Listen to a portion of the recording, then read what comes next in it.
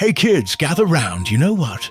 I want to tell you an incredible story about one of the most unlikely heroes I've ever known. His name was Gideon, and trust me, this isn't your typical hero's tale.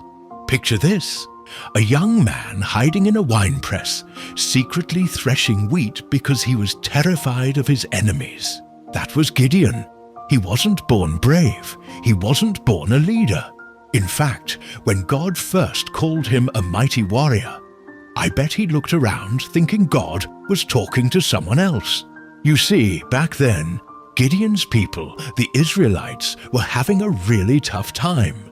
Their enemies, the Midianites, would swoop in every harvest season and steal all their crops and livestock. It was like having bullies come and take your lunch money every single day, but much worse.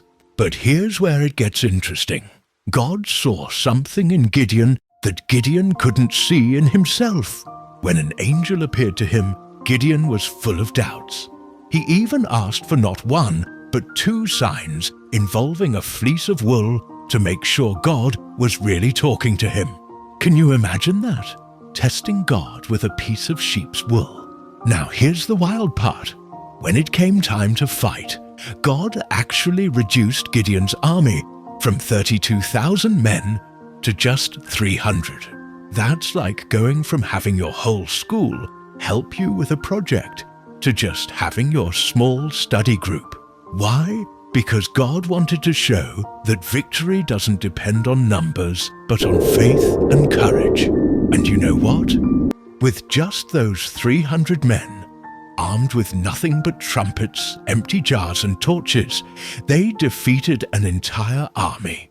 They broke the jars, blew the trumpets and shouted, creating such confusion that the enemy army ended up fighting itself. The lesson here, my dear grandchildren, is that sometimes the greatest heroes are the ones who start out scared. Gideon's story teaches us that it's okay to be afraid. It's okay to have doubts. But what matters is taking that first brave step forward. God doesn't always call the qualified. He qualifies the called. You see, each of you has a little bit of Gideon in you. Maybe you're afraid of speaking in front of your class, or trying out for the team, or standing up to a bully. Remember Gideon.